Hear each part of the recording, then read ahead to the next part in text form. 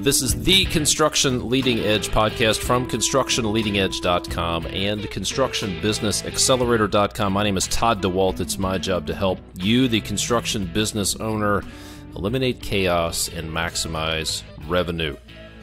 Here's what we're talking about today. If you want the key that will help you eliminate project delays, help you solve problems with difficult clients, help you get your business moving in the right direction, that's what we're going to talk about today. You're also going to hear about, somehow I'm going to tie Will Smith into this. I'm going to give you one great book recommendation that should be mandatory reading for anybody in construction leadership. And I'm going to talk to you about the 9 O's that I have come up with. I'll explain as we go along. A couple of resources I want to get into your hands before we get into the content, before we get into the meat of the podcast today. First of all, is if you manage a construction project or a crew, then you understand that a big part of your job is brokering information. You need to get the right information to the right people at the right time, at the right level of detail, and then have an organized way to keep track of all that. And that's what Field Chat will do for you. It is the ultimate text messaging platform designed for construction sites, period. That's what it's designed for. So what Field Chat will do for you is it will automatically organize all of your instant communications by project, giving you an organized and searchable history of all your messages. It integrates with PlanGrid and Procore. It is ridiculously inexpensive, and it could be free for you. So here's what it means to you.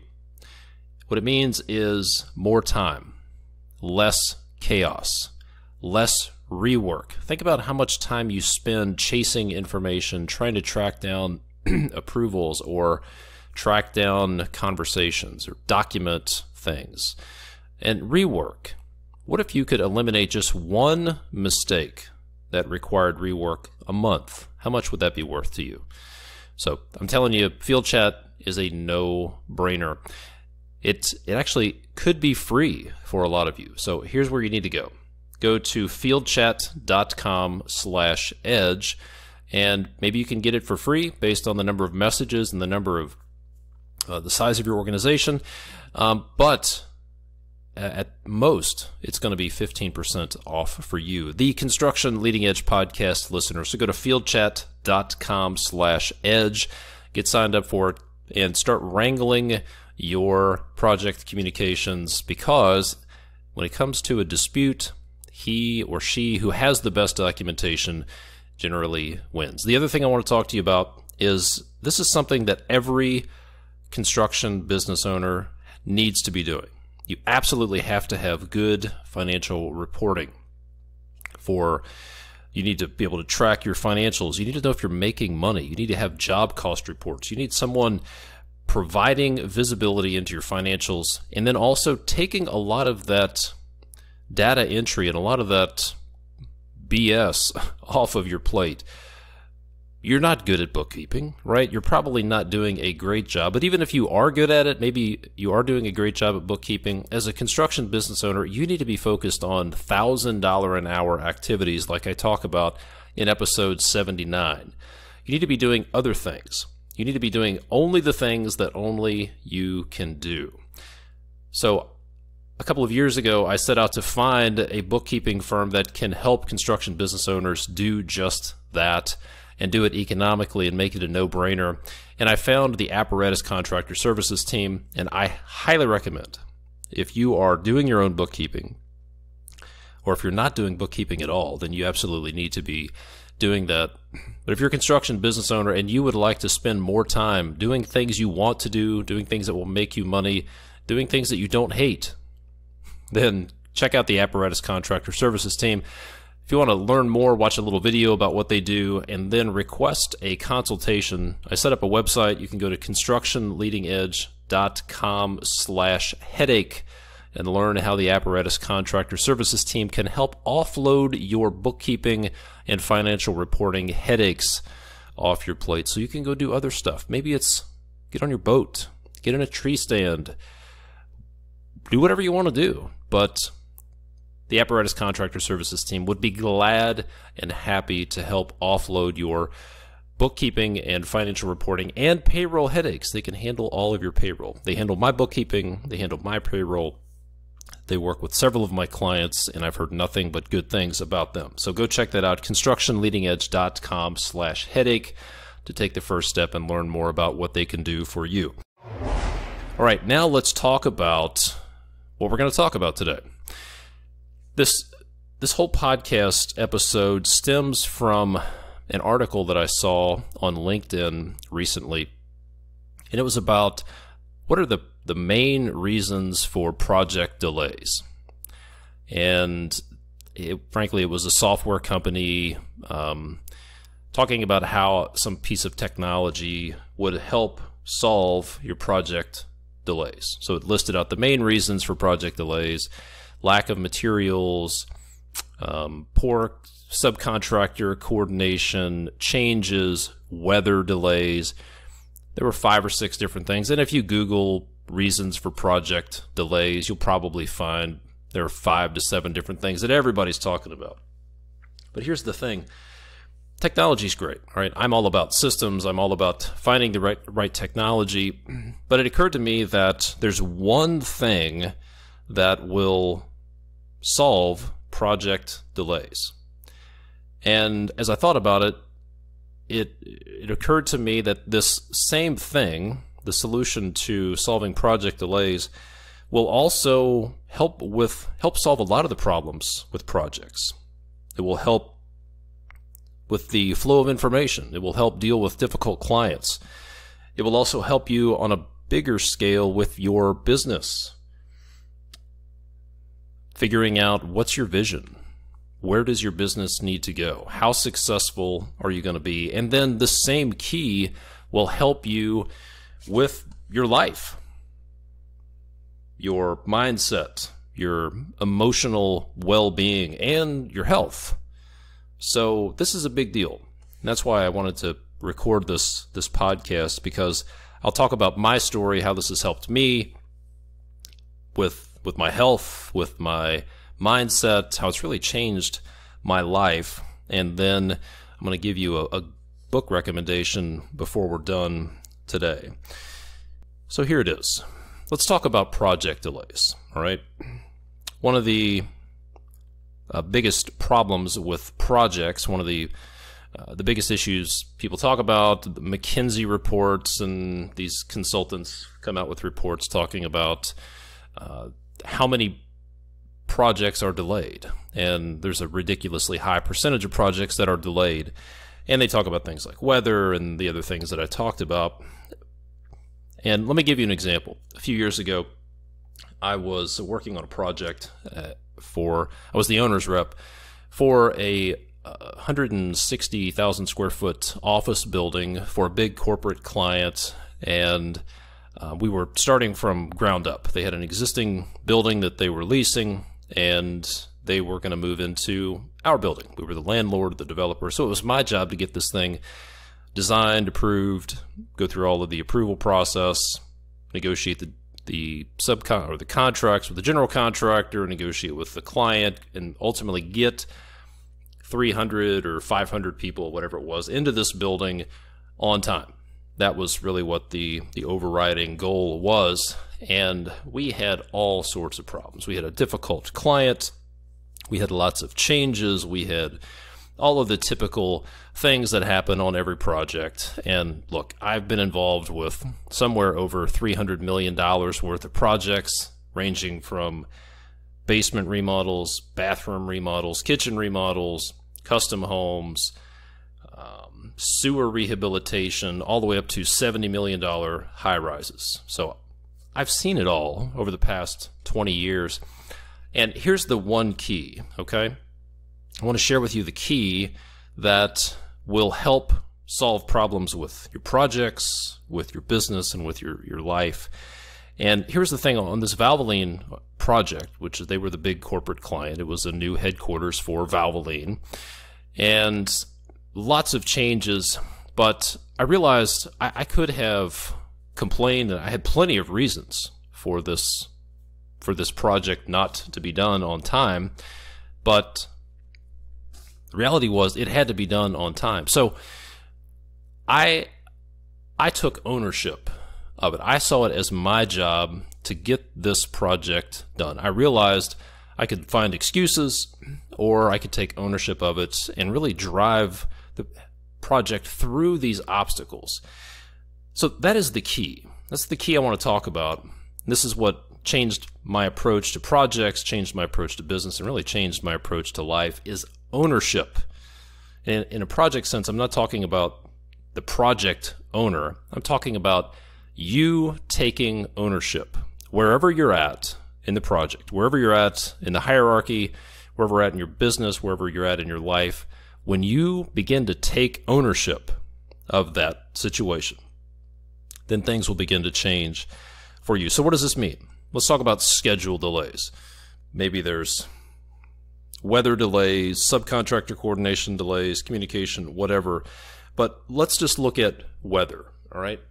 What does taking ownership look like as it pertains to weather and dealing with weather delays? Well, first of all, if you're doing a project that's going to last more than 9 months, if you're in the Midwest or somewhere north of the Midwest, it gets cold in the winter, okay? It gets wet in the rainy season. It gets hot in the summer. So all of the work that I've ever done in my career, it gets wet, it gets cold, it gets snowy, and your project schedules need to bake in some lost days. You need to include some winter conditions. You need to include some calcium for your concrete. You need to include temporary heat. You need to bake these things in. You need to include some snow removal. So take ownership. Know that it's going to happen. And if you sign up for a project, if you bid on a project and the schedule is really aggressive, then don't just accept it and then use their unrealistic schedule as an alibi. Well, your schedule wasn't realistic. Take ownership of it and tell them that. During the bid process, don't sign a contract knowing that the schedule is unrealistic. Take ownership of it and then deal with that proactively. Make plans for it. If you do have unforeseen or weather delays that are above and beyond normal, then take ownership. Come up with recovery plans. Offer to the client, hey, we can do this. If you'll pay for the additional overtime, then we can come up with a plan that will get this project back on schedule. Yeah, it's not our fault that we did there, but it's our responsibility to deliver this thing on time. So when it comes to schedule delays, take ownership of the schedule.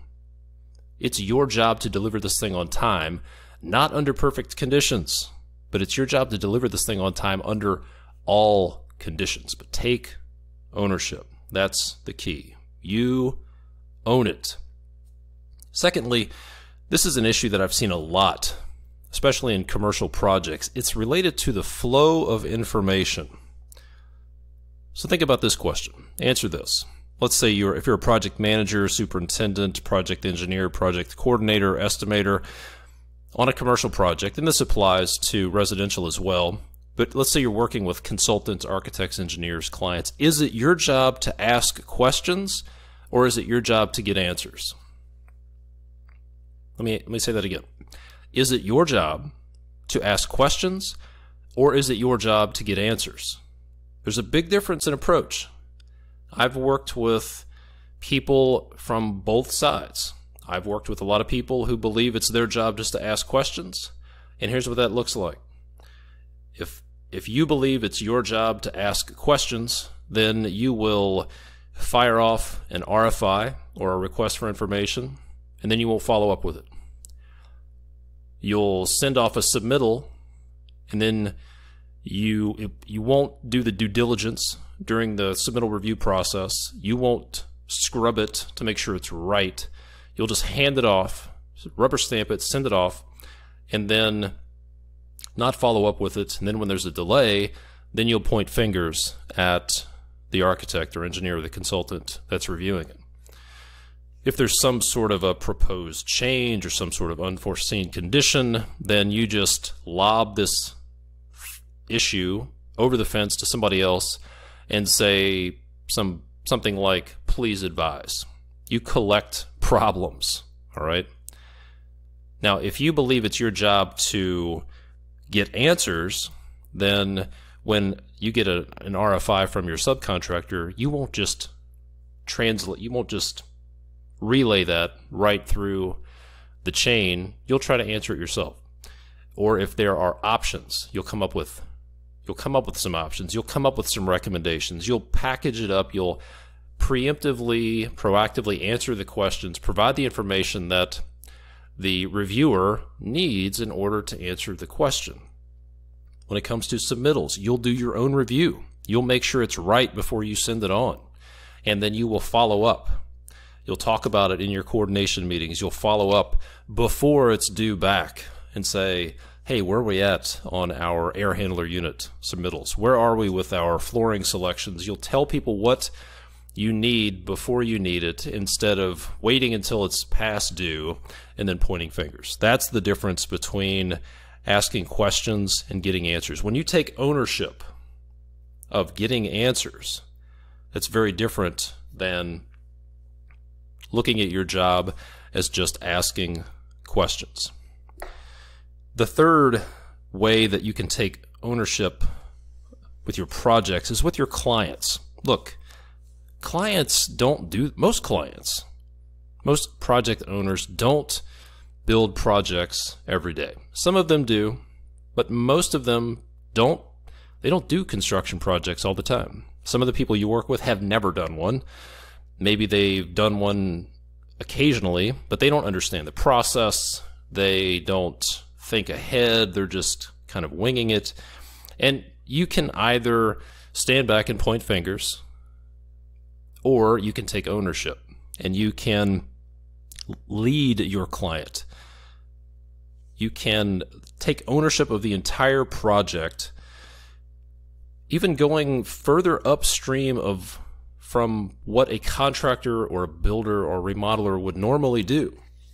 What that means would be to take ownership of decisions and approvals. Let your client know in advance what decisions and approvals they're going to need to make. One of my favorite tools is to come up with an approval or a decision matrix and give them a schedule. If this is regardless of the type of project, however small or large it is, there will be selections that need to be made, samples that need to be approved, perhaps submittal shop drawings that need to be reviewed and approved. There could be some owner-furnished scopes of work that need to be provided. And it's easy enough as the contractor to say, oh, that's by others. That's by the owner. That's their fault. But look, is it your job to get your scope of work done, or is it your job, or are you going to take ownership to get the project done and make sure that your client is satisfied with the project? There's a big difference. So what this looks like, for example, on a commercial project, let's say you're working on some existing facility. That means there could be some material testing, some geotech work that needs to be done by the client. They're going to need perhaps some hazardous material abatement. You're not going to do that, but you can certainly help guide them through that process, let them know what they need to do. There could be some information that they need to submit for the building permit. You want to let them know that. They're going to buy fixture, furniture, and equipment, and sometimes there's a long lead time with that. Maybe there's some other things that they're going to have to provide. It's, again, none of this is your responsibility. It's not your job, so to speak. But if you want to help your client, then take ownership of all the stuff. Just because you take ownership of it doesn't mean it's your job or your responsibility. Okay? So this may involve going upstream, going outside the bounds of what is in your contract. But that's what taking ownership means. Leading your client, educating your client, letting them know ahead of time, hey, this is what you're going to need to do. This is what we need from you. Here's some things you need to think about. Here's some things you need to watch out for. Here's a checklist of all of the owner-furnished items and owner-furnished scopes of work. Maybe it's going upstream before the project is bid. If you know a project is coming out, Then take ownership.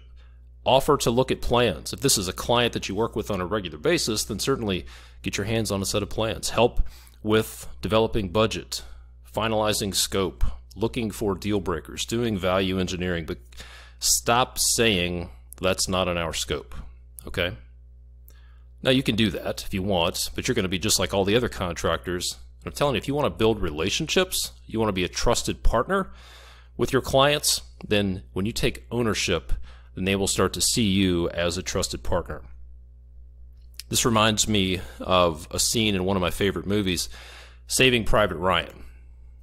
There's a scene where Tom Hanks is leading his squad across the countryside, and they're going to save Private Ryan, but they come across this German machine gun nest, and there's this interchange between Tom Hanks and his squad, and Tom Hanks, his character, is he's decided that they need to take out this German machine gun nest.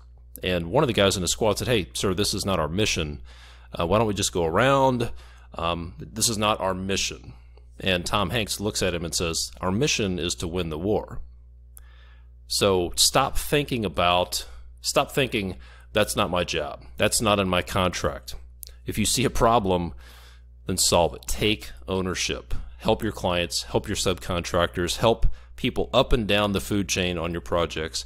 Take ownership. You'll be amazed at what happens when you do that. So that's what taking ownership looks like on the project level. Now let's talk about what it looks like on the business level. And this is where Will Smith comes in. Sometime in the last 10 or 15 years, Will Smith did a movie called The Pursuit of Happiness, and it was the story of a guy named Chris Gardner. Pretty fascinating story. And in a nutshell, Chris Gardner was homeless. Not only was he homeless, but he was raising a son. So every night, Chris and his young son, maybe he was under the age of 2, every night they slept in train stations or bus stations. They slept on the street. And he did this for a year, and he ultimately got a job as a stockbroker, I think, or an investment banker, and ultimately became wildly successful. Pretty fascinating story.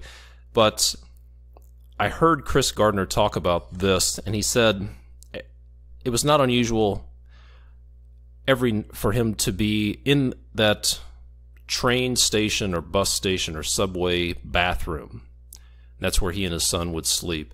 And he would be washing his son in the sink of this restroom, sleeping on the floor, and he would stand there in the mirror and look at himself, and he would ask himself some pretty harsh questions like, why did this happen to me?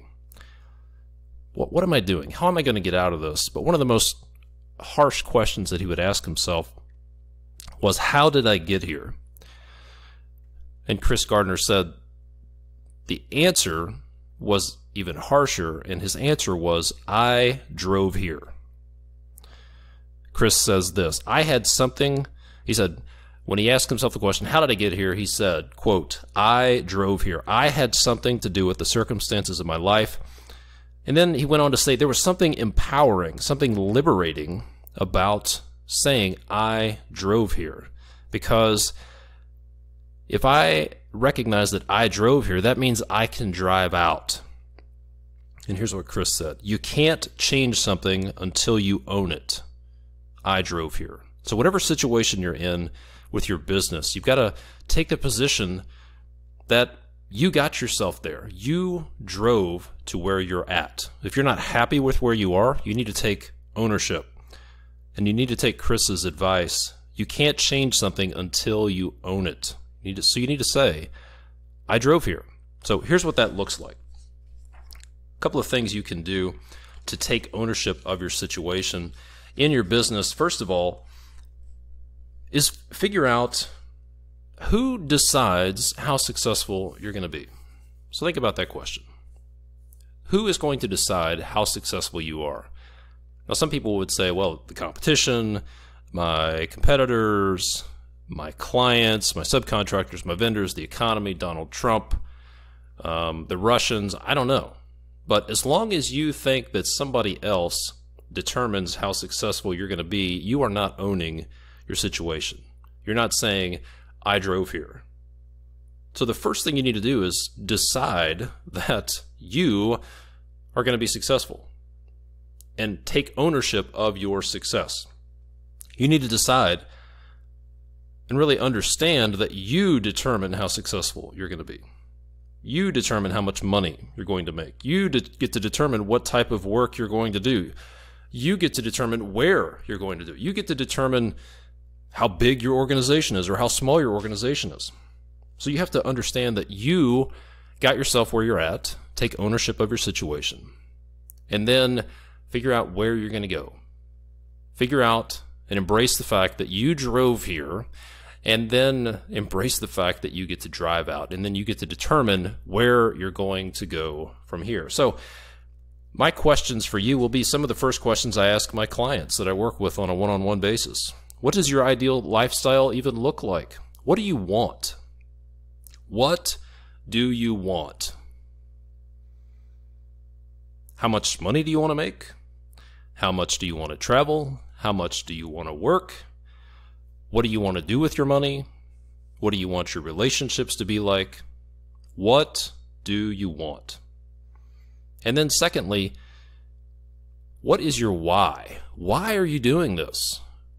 Why do you own a construction business? Why do you manage projects? Why are you a superintendent? Why are you doing this? So many people just go through the motions and they don't really understand why they're doing it. And that is a crucial question. Why are you even doing this? And then where do you want to be in a year? Where are you driving to? What does that lifestyle look like? What do you want to be different in your life a year from now? This is a good question to ask. Where do you want to be in a year? Now, if you've listened to my stuff, you know that I talk a lot about operating from right to left. And this is the first step in operating from right to left. What does the right side of your page look like? What does your lifestyle look like a year from now? How much money do you want to make? What does happy look like? What kind of work do you want to be doing? What kind of clients do you want to be working with? Right? If there's ever been a time in the last 15 years that you could decide what you're going to do, who you're going to do it for, where you're going to do it, it's right now. The economy has not been this robust in a long time. So you're not stuck unless you want to be. So if you want to learn more about what right to left operation looks like, go to episode 65. I think it's episode 65, which is a deep dive in right to left thinking. So that's how you can take just a few of the ways you can take ownership in your projects, just a couple of ways, really just a glancing blow on how you can start taking ownership of your business. Now let's talk about your life. And I'll tell you my story. A few years ago, probably 2015, as most good stories start, there I was driving back, 5-hour drive, 5 or 6 hour drive back from meeting with the owners of the company that I was doing some consulting work for. And I was extremely frustrated for a couple of reasons. I was in physical pain, and I'll explain that in a minute. And it scared me. The pain didn't scare me, but the frustration really scared me. Here's the deal. I was on the way back from meeting with the owners of this company where they had just given me a huge bonus.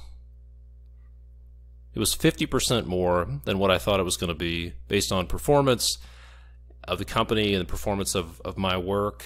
And my back was killing me. I was having back spasms that had been happening for the past 24 hours. Incredibly painful, incredibly uncomfortable, especially on a 5-hour car ride. But what really bothered me, what really scared me was I just got this huge bonus and I was frustrated. I was flat. I was frustrated. I was irritable. And that bothered me. I didn't know why. I should have been so happy.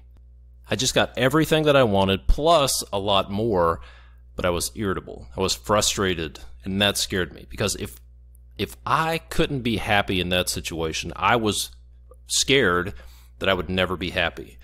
And I realized at that moment something has to change. I've got to do something about my back, because I had had constant back problems for the past year, actually for several years, but they had gotten really bad the year leading up to that, and I wasn't happy, and everything was going my way, and I wasn't happy, and that scared me.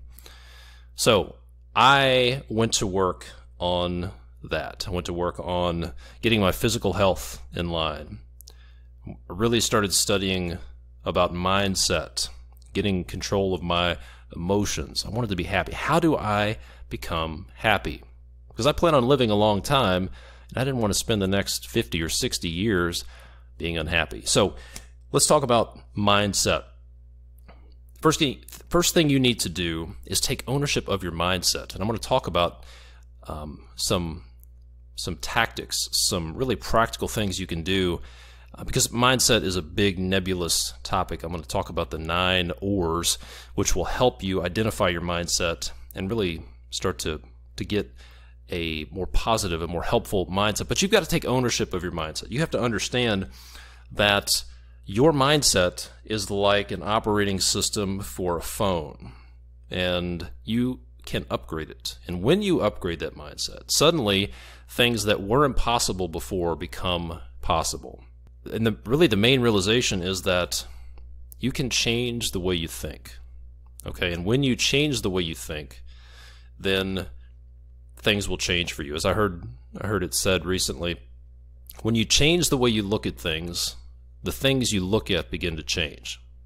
The things don't change in reality, but your perception of them does. And in fact, I don't want to go too far down the rabbit hole, but when you change the way you think, it's amazing what happens to the world around you. So take ownership of your mindset. And that's why, if you're a Construction Business Accelerator member right now, that's why the first module is about mindset. It's about the operating system. A lot of people want to jump straight to the strategies, the tactics, the tools, the technology. But I'm telling you, you need to upgrade your mindset. You need to change the way you think. And that is also connected to your emotions, all right? Here's the deal. You don't react to what happens to you. You react to what you feel about what happens to you. You don't react to the thing that happens to you. You react to the story that you tell yourself. So if you want to change your life, you've got to get control of your emotions. First of all, you have to understand that you can control your emotions, all right? You're not just some wild animal. You can and must control your emotions, especially if you want to be a leader, you want to be a successful business owner. So if you don't take anything from this, take this away from this podcast. You can and you must control your emotions. You get to decide what makes you happy. Nobody can make you mad, all right? Now, some of you are thinking, wait a minute, people do things to me all the time that piss me off. Well, no. There's an ancient proverb that says, he who angers you controls you. So when people tell me, oh, that guy made me mad, that guy pissed me off, that guy screwed me over, like, oh, wow, they have extraordinary power over you. They can reach in your mind and they control you? Well, no. Well, that's what you're saying. When you say somebody made you mad, you're saying that you're a slave to them, that they control you. So first of all, understand that you control your emotions. And that is an absolute superpower. I don't have time to get into that. That is hours and hours of content right there. But take control of your emotions. Go find some books. And I'm going to share a good book recommendation with you in a few moments that'll get you started in that. And then health. Listen, your life is like a wheel. And you could be rocking and rolling on finances and your business and all these other things. But if your health sucks, if your back hurts like mine did, then none of it really matters. So what do I mean that life is like a wheel? Well, imagine that one of the tires on your truck is round except for one little section. That there's one little flat spot on your tire. what would that do to the ride of your truck? There'd be a bump every time that you hit that flat spot, right? It wouldn't work very well. It's the same way with life. If you have 75% of your life working, but your health sucks, you're miserable, you're tired, you have no energy, you're in pain, then it's going to affect everything else in your life. So take ownership of your physical health. This is actually a great place to start. If you're not sure where to start, then start with what you eat. Start with the food that you put in your mouth, because if there's one thing you have complete control of, it's what you eat. I don't know about you, but I don't think I have ever accidentally eaten anything. Nobody has ever shoved a donut into my pie hole, all right? Nobody has ever held me hostage and made me eat a Big Mac. Now, I've eaten plenty of those things in the past, but I quit because I realized the effect that it has on me. So take ownership. Take ownership of your physical health, and a great place to start is with your food. And if you're not sure where to start, send me an email, todd@constructionleadingedge.com. I've got a food plan that I put together that I started using several years ago. It's actually based on Tim Ferriss's slow carb diet. I started using it. I immediately dropped quite a bit of weight, and I still use that food plan today. The food that you eat is having a dramatic impact on you, okay? So send me an email, ask for the food plan, I'll send it to you. My treat, because it has changed my life, it's changed a whole lot of other people's life. But take ownership of your health. Take ownership of the food that you're eating. Do what I did when I had so much back pain, and I started looking at the root causes of back pain, and I figured out that going to the chiropractor all the time wasn't helping the actual root cause. I figured out that I needed to do some things to strengthen my core, and I took ownership of that. Realized this is my job to fix this. I've got to fix this. I've got to take ownership of that. So I started doing some things, and I fixed it. So take ownership. That's where it all starts. Just like Chris Gardner said, you can't change something until you own it. So if you're not happy with your weight, freaking own it.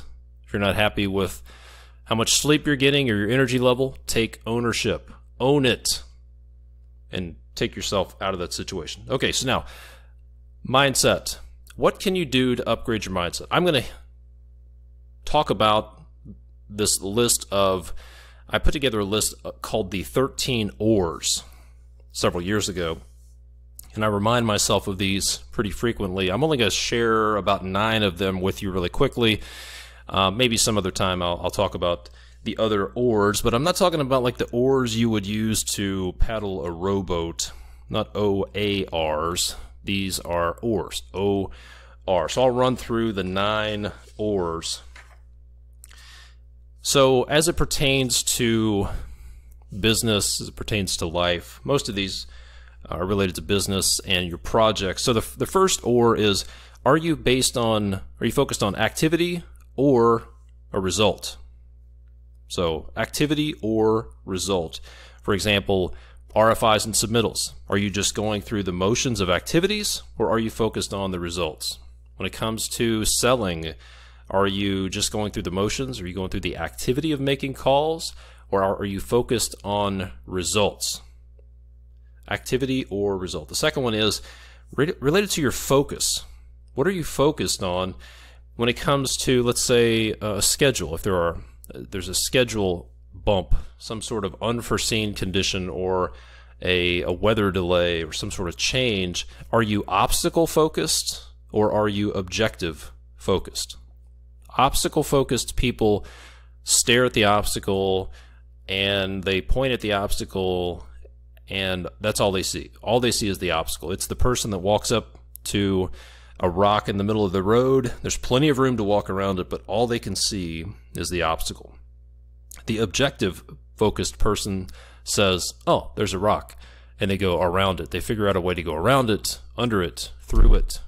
Somehow they get to the obstacle because they're not focused on, they don't focus on the obstacle, they focus on the objective. When it comes to schedule delays, weather delays, you're either going to find an excuse or you're going to find a way. So are you an excuse person or a way person? You can use that rain day where it rained 0.2 inches at 5 o'clock in the morning as an excuse, which is maybe it's a valid excuse, or you're going to find a way to get the work done and still meet the schedule. Excuse or a way. Here's a big one. Are you an if person or an until person? Are you going to make sales calls if people respond and you get some business right away? Or are you going to make sales calls until you get business? Are you going to work for 2 years and estimate projects and bid on projects and push and fight and persist until you win, like Jean Fajeda did, who I interviewed a while back? She worked for 2 years on her business. She bid on projects for 2 years before she landed her first project. That is an until. She persisted until it worked. A lot of people will persist and they'll try it if it works. I'm telling you, the if attitude won't get you very far, and until attitude cannot be stopped. In life and business, are you a victim of circumstance or are you an owner? Victim or owner, which are you? Does life happen to you or do you happen to life? Do you own your situation? A victim mentality is not a very resourceful mentality. You will not embrace the reality that you drove here if you're a victim. You're going to spend a lot of time pointing fingers. This also applies to projects. Your life, you could be a victim of your genetics and your mommy and your daddy and all the things that have happened to you, or you can take ownership of it and get out of that situation. Here's a physics term. Are you all about potential energy or are you kinetic energy? If you remember from physics, potential energy is stored energy. It's the bowling ball at the top of a ramp. It's not doing anything. It's not moving. It's not getting any work done. It's not making any progress. It is all potential energy. On the other hand, kinetic energy is how stuff gets done. It's motion, it's movement, it's kinetic. Which are you? Are you all potential or are you kinetic? Are you a philosopher or are you an executive? When it comes to information, philosophers love to consume information. They love to read books. Modern day philosophers love to watch TED Talks, and they read books and they listen to audiobooks and they're subscribed to 14 different podcasts, and they are all about consuming information, but it never gets executed on. The executive, on the other hand, takes a piece of information and says, I want to make this show up in my life. I'm going to execute on it. I don't want to just philosophize for the sake of consuming information. I want to make this stuff show up in my life. So are you a philosopher or an executive? Are you focused on the past or are you focused on the present? And really the same thing applies for the future. Some people are so stuck in the past and they have their head so far into the future that they're not doing anything in the present. So where is your head at? Is it in the present or is it somewhere else? And then the last one is, are you going to focus on placing blame or are you going to focus on a solution? When something goes sideways, which it always does in business and projects and life, are you so insecure that you're going to spend all of your energy trying to figure out where to land the blame? Or are you just going to go straight to figuring out a solution? I can tell you blame-focused people don't get much done. They spend a lot of energy trying to blame other people, trying to avoid situations where there could be blame, and solution-oriented people, they get a lot of stuff done because they're not too concerned about who gets the blame or who gets the credit. For that matter, they just want to get stuff done. So those are the 9 ors, 9 or 10, I'm not sure. Activity or result, objective or obstacle, excuse or way, if or until, victim or owner, potential or kinetic, philosopher or executive, past or present, blame or solution. So that's how you can get started with your mindset. Is start to think, When something goes wrong, am I a blame person or am I a solution person? Am I a victim or am I an owner? Do I look for excuses or do I look for a way? Start to change the way you think. Now, I mentioned, so far I've talked about Will Smith. He portrayed Chris Gardner in the movie Pursuit of Happiness. I've talked about the key to eliminating or mitigating, maybe even eliminating project delays and a lot of the issues that I'm seeing on projects and you're probably seeing on projects. Getting your business moving in the right direction, really changing your personal life. That key is ownership. So if you want to go deeper on that, let me give you a couple of other resources. One is a book recommendation that, as I previously stated, should be, in my humble opinion, required reading for anybody in construction leadership. The lessons are so applicable. I have read and or listened to this book at least 3 times since it came out a few years ago. It is Extreme Ownership by Jocko, Willink, and Leif Babin. In a nutshell, these guys they were Navy SEALs in the Battle of Ramadi. They did a few tours in the War on Terror, and this book is about how to apply the leadership and business lessons that they learned in the War on Terror to modern business and leadership. It is incredibly applicable, especially for construction. This book has changed my life. It's changed the lives of several people I've shared it with, and frankly, hundreds of thousands of people who've read the book. Extreme Ownership by Jocko Willink and Leif Babin. I'm actually trying to get one of those guys on the podcast. I would love to get them on the podcast. So if you have a connection with those guys, reach out to me. Let me know. I would love to interview them on the podcast and have a chat with them about how to apply those things, some of the principles that they talk about, to the construction industry in more detail. If you want to operate your business from right to left, if you want to systematize your business, if you want to upgrade your mindset, then one of the best resources I can offer you is my Construction Business Accelerator program. Right now, enrollment is closed, but it will be opening up sometime in the not too distant future. So if you want to get on the wait list for that and be notified when that opens up again, then go to constructionbusinessaccelerator.com and you can join the wait list and make sure that you get notified when that comes out, again, when the enrollment opens up. And then I am having a live event in Lexington, Kentucky. It's called The Advance. It's October 17th and 18th, 2019 in Lexington, Kentucky. It's going to be an amazing event. We'll talk about mindset. We'll talk about systematizing your business, and maybe the most important thing you'll get out of it when you attend will be the relationships that you'll develop with the other construction business owners who will be in the room. You'll get to spend time in the room, in the bar, in the restaurant. It'll be an immersion experience with a bunch of other like-minded construction business owners.